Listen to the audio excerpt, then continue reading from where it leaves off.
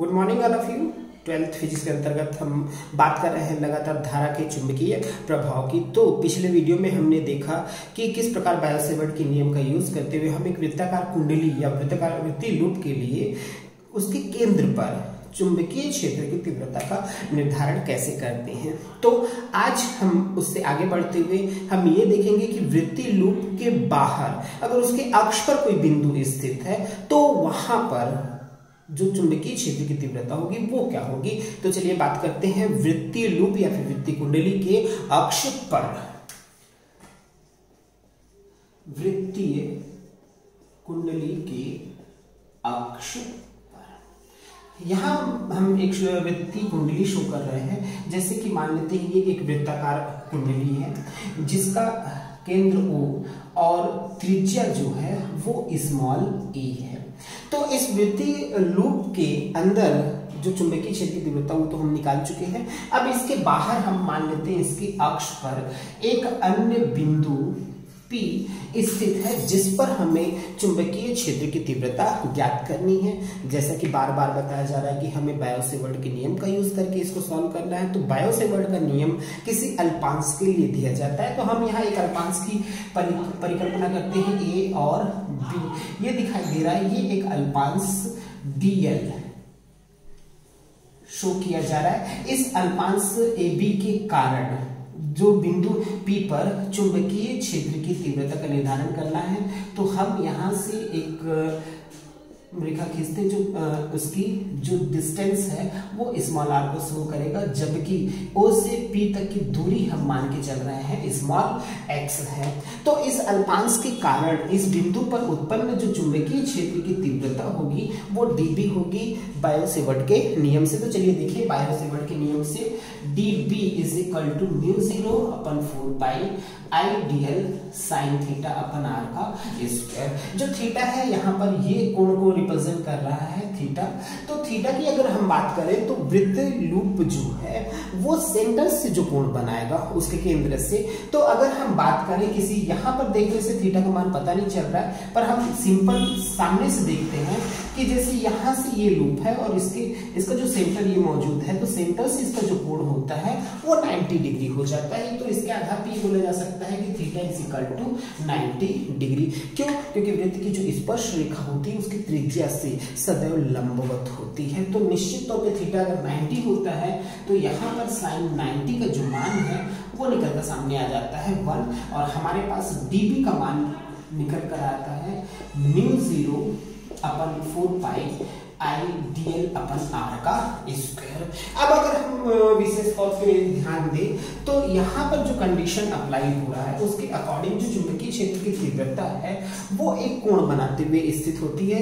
तो उस स्थिति में हम बोला जा सकता है कि ये परिणामी तीव्रता या तो इस दिशा में या फिर इस दिशा में विभाजित होगी। अगर dB इस दिशा में जाता है तो dB जो है वो एक निश्चित कोण बना रहा है। फॉर एग्जाम्पल इसके मध्य जो कोण है, अगर हम ये मान के चलते हैं कि इसके मध्य कोण फाई बनता है तो फाई जो है वो 2 घटकों में विभाजित हो जाता है। और उसके आधार पर चूंकि dB क्षैतिज ऊर्ध्वाधर से फाई कोण पर स्थित है।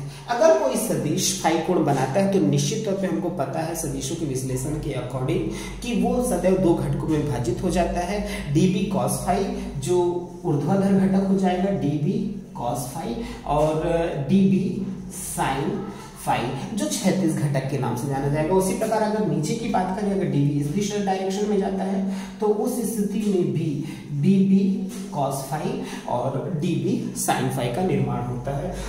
तो ये लिखा जा सकता है कि पहला dB cos फाई ये ऊर्ध्वाधर घटक और दूसरा dB sin फाई क्षैतिज घटक। dB cos फाई ऊर्ध्वाधर घटक और dB sin फाई क्षैतिज घटक के रूप में परिवर्तित हो जाता है। अब अगर हम देखें कि जो परिणामी तीव्रता है वो कि उसकी बात करें तो जो ऊर्ध्वाधर घटक है एक dB cos फाई ऊर्ध्वाधर ऊपर की ओर और dB cos फाई ऊर्ध्वाधर नीचे की ओर, तो कहीं ना कहीं एक दूसरे के परिमाण को समाप्त कर देते हैं और जो तीव्रता है परिणामी तीव्रता है वो केवल क्षैतिज दिशा में प्राप्त होती है। अतः संपूर्ण वृत्तीय लूप के लिए परिणामी तीव्रता dB इक्वल टू, हम संपूर्ण वृत्तीय कुंडली के लिए लेंगे इसलिए हम समाकलन करेंगे dB sin फाई। तो इस आधार पर इसको लिखा जा सकता है dB sin फाई और dB का मान अगर मैं पुटअप करता हूँ तो dB का जो मान है हमारे पास है mu 0 upon 4 pi I dl upon r का स्क्वायर इनटू sin फाई। तो यहाँ पर अगर हम ध्यान दें समीकरण एक इसको ले लेते हैं, क्यों? क्योंकि अगर हम यहाँ समाकलन की बात करें तो dl के रिस्पेक्ट में इंटीग्रेशन है, r एक चर राशि के रूप में मौजूद है और फाई भी एक चर राशि के रूप में मौजूद है। कहने का मतलब यहाँ पर जिसके रिस्पेक्ट में इंटीग्रेशन करना उसके अगेंस्ट में दो चर राशियां मौजूद हैं, तो यहाँ पर इंटीग्रेशन पॉसिबल नहीं है। हम ये कोशिश करेंगे कि जो अलग अलग चर राशियां हैं उसको रिमूव करने का। तो सबसे पहले हम साइन फाई को, तो जैसे ये फाई है ये फाई है तो उस स्थिति में इसका भी मान ये फाई के अकॉर्डिंग हो जाता है। तो हमारे पास त्रिभुज AOP में sine phi which is equal to, अगर हम यहाँ देखें तो साइन फाई का मान जो होता है वो लंब बटे कर्ण हो जाएगा। लंब का जो मान है हमारे पास है AO बटे जो कर्ण है वो AP। तो AO का जो मान है वो स्मॉल a और AP का जो मान है वो है स्मॉल r।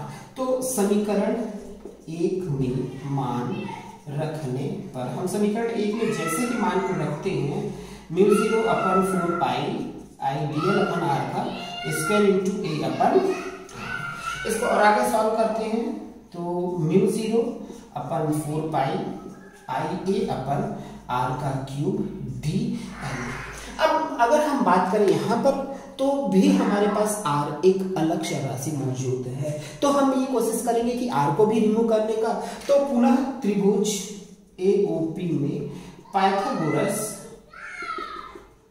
प्रमेय से, AOP में अगर हम पाइथागोरस प्रमेय का यूज करते हैं तो पाइथागोरस प्रमेय के अकॉर्डिंग अगर हम देखें तो कर्ण AP का स्क्वायर बराबर लंब AO का स्क्वायर प्लस आधार OP का स्क्वायर। तो AP square is equal to AO square plus OP square, या ये लिखा जा सकता है कि AP जो है वो है हमारे पास R square which is equal to AO means A square plus x square. तो R square is equal to A square plus x square. अब इस डायग्राम की आवश्यकता नहीं है तो हम इस डायग्राम को मिटा देते हैं और आगे बढ़ते हैं। तो R की जगह हम लिख सकते हैं R is equal to A square plus x square raise to 1/2 और ये मान जो है वो हम समीकरण 2 में रख देते हैं। समीकरण 2 में मान रखने पर है, समीकरण 2 में जैसे ही हम मान को रखते हैं b is equal to mu 0 integration of mu 0 upon 4 pi I a upon r की जगह हमारे पास है a square plus x square raise to 1/2 और पूरे का रेज टू क्यूब d। तो यहां से अगर हम देखें तो r की जगह हमने रखा है a square plus x square raise to 1/2 और उसके ऊपर घातांकों में 3 है तो ये 3 ऑलरेडी मौजूद है। अब अगर ओवरऑल इसको लिख दें तो b is equal to mu 0 upon 4 pi I a upon a square plus x square raise to 3/2 dl। अब अगर हम ध्यान दें इंटीग्रेशन में तो किसी भी प्रकार का कोई चर मौजूद नहीं है, क्योंकि a जो है वो वृत्त की त्रिज्या है, तो त्रिज्या तो कभी परिवर्तित होती नहीं है, और x जो सेंटर से वो डिस्टेंस है वो निश्चित डिस्टेंस लिया गया है, तो वो भी यहाँ पर according to the situation is constant है। अगर कांस्टेंट होता है तो ये सारी चीजें कांस्टेंट है, कांस्टेंट होने के बाद उसको आसानी से निकाला जा सकता है। तो b equal to mu 0 upon 4 pi IA upon a square plus x square raise to 3/2। अब ये dl, अब dl मतलब संपूर्ण बीजरेखीय जो वृत्तीय कुंडली है उसकी बात की जा रही है। तो वृत्तीय कुंडली के लिए उसका जो संपूर्ण लंबाई होगा वो हो जाएगी उसकी परिधि 2 पाई, सॉरी त्रिज्या जो है वो स्मॉल a है।